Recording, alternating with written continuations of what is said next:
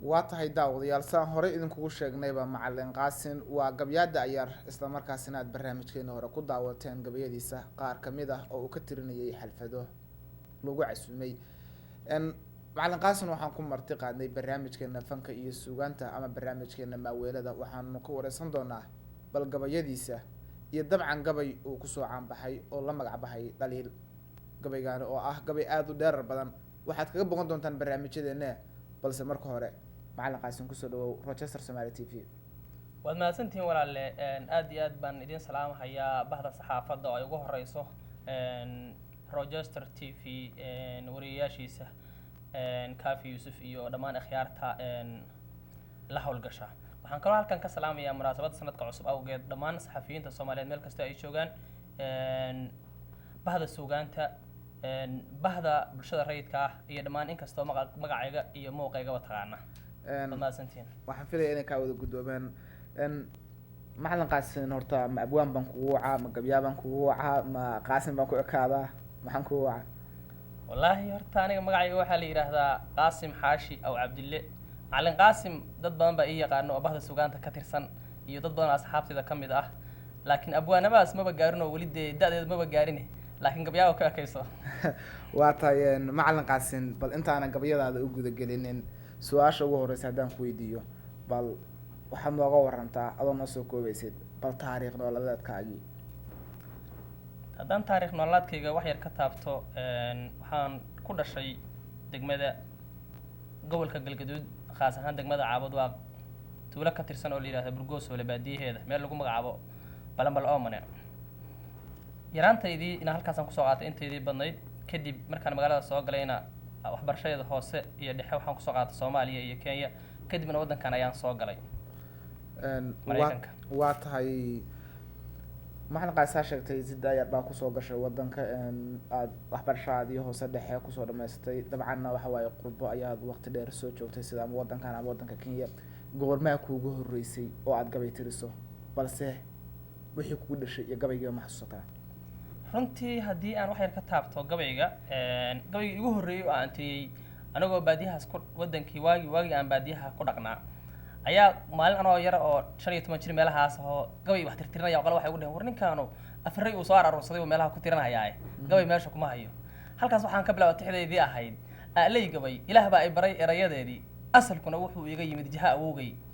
nin afaray ku faaniyo ma ahi gabay aruurshaay abwaan dhaba inaan ahay ama afmaal weyn oo needi igu raacayn waynaad ogaataan gabaygaas ayaa ugu horreeyay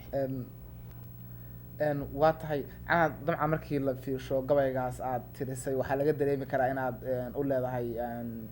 firina u leedahay mar gabaygan masaa sheegtay ma fir baad u leedahay mise waa jas hiddo adiga ilaahay sakaa siiyey cid kamaada dhexlin horta gabaygu sidiisaba waxaa la yidhaahdaa nin baa laga sheegay abwaan ahay oo la oran jiray waanane wuxuu yidhi gabay waa hal abuur midna waa hibe eeboo laabtaydoo harsadaa marka gabaygu midna waa iska hibe eeboo ilaahay iska kaasiiyo midna waa hal abuur aad hiddo u leedahay oo aad kasoo gaarto dadkii mataqaana aad kasoo jeeday tusaale ahaan ama dhinaca reer aabaha ha ahaadaan ama reer hooyada iyo reer abtiga ha ahaadeen anugu marka haddaan su-aashaada usoo laabto gabayga waxaan u leeyahay hidde iyo fir waxaa aad gabyaa u ahaa oo gabayadooda aad dad loo xiiseeyo oo gabayga aad iyo aad u tiriya ka ahaa awowgay ah hooyaday dhalay oo la oran jiray Cabdilla Barre Diine alla magan iyo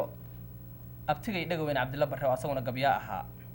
halkaas marka ayaan sidaa ka tirina aad ka dheehanaysa tixdaan ah asalkuna wuxuu iga yimid jaha awowgay halkaasaan ka wataa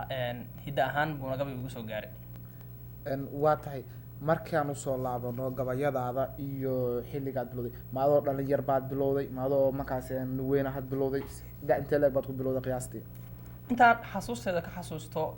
waayihii aan baadiyaha joognay 15 jirkaygii ilaa 16 jirkaygii sanadii 1996 ayaa igu horeysay gabayada aan tirtiriyo inkastoo aan in badan ka xasuusto waqtiga ayada haddana waxaan aad u wada xasuustaa waqtiyadii 2003gii aan qurbaha soo galay ayaa gabayadii aan tiriyey oo qaarkood ku saabsanaayeen Soomaalida qaar ay ku saabsanaayeen dad waxna kala galeen ayaan aad u xasuustaa macalin qaasin ma xasuusataa gabaygii markii laga soo tago ararihii horeeto iyo dee waxyaalihii maaragtay markii horeeto aad maaragtay afa ku furfuratay balse gabaygii la oran karo waa gabay la taaban karo oo kugu horreeyay oo aad tiriso iyo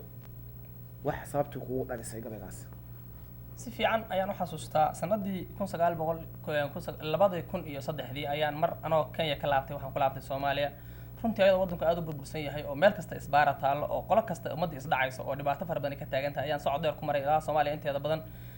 runtiina dhowr jeer baan gacan galay oo in ana qabiili wax lamid ah la ii dilaba aan ku sigtay kadib markii aan kasoo laabtay oo aan kusoo laabtay Kenya anoo maalin aad u murugaysan oo dhibaatadii ka fakaraya maskaxda ay ka sii qaylinaysa dhibaatadii baan niman saaxiibanahay ii yimid wuxuu ugu yiri niyow islaantii waa la iga dhacayo niman ilmaadeerna islaantii ugu diray marka anoo aad ula yaaban dhibaatadii ka taagneyd Soomaaliya inay Kenya nooga daba timid ayaan waxaan tiriyay gabay la yiraahdo la magac baxay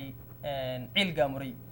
gabay ciil gaamuray baa la yiraahdaa waxaan noo sheegay gabaygaas marka waxaa ka mid ahaa gaalay gabay mar waa guul kudeen iyo inaad gola ka faantaaye marna ciil gondaha ku gola laga gidaadaaye marna caashaq guur ayaa lagu gorfeeyaa gidigeed Soomaalida haday gabalba meel aaday oo ay ka wada guurtay dhulkay gaanka ku ahayd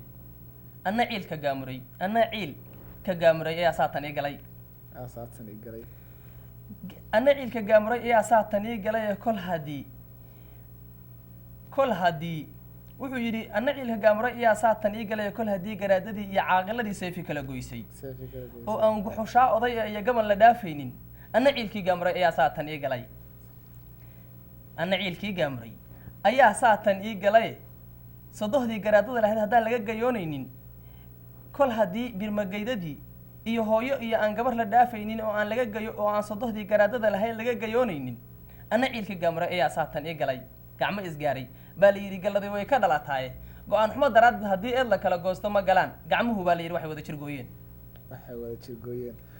runtii gabayada waxyaalaha lagu qiimeeyo oo dee abwaaninta iyo dadkii kaleeto ay wax ku qiimeyn jireen waxaa kamid ahaa gabayga haddii laga helo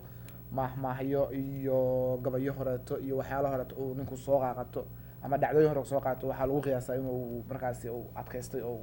maaragtay haddee uu dhoolatus uu sameynayo gabayadaadana waa laga arkaa in mahmahyo aad kusoo qaadanaysa sida gacmo isgaaraa galladii ka dhalataa oo maamaha caan oo Soomaalida ay caan ku tahay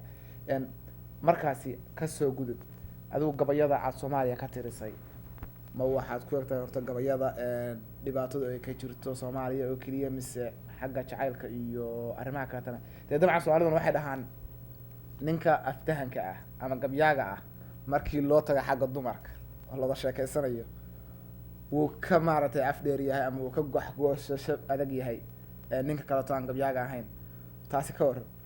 runtii horta waxaan jeclaan lahaa barnaamijka gunaanadkiisa qaybtiisa dambe inaan kusoo qaadana qaybahan ku saabsan suugaanta jacaylka maadaama hadda aan bartanka uga jirno dhibaatooyinkii Soomaaliya iyo dalkii aan deganayna waxaan jeclaan lahaa barta inaan hormarino gabayadan ku saabsan dhibaatada Soomaalida iyo siyaasadda gurracan ee Soomaaliya kadibna hadda iga ogolaataan aan usoo laabano barnaamijka gadaashiisa dambe inaan ka raacino wixii ku saabsan suugaanta waa tahay okay gadaal ayaan nooga sheegi doontaa bal waxaad nooga warantaa gabaygan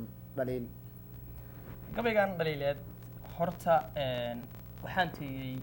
sanadan hadda gabagabada ku sii siqaysa bishii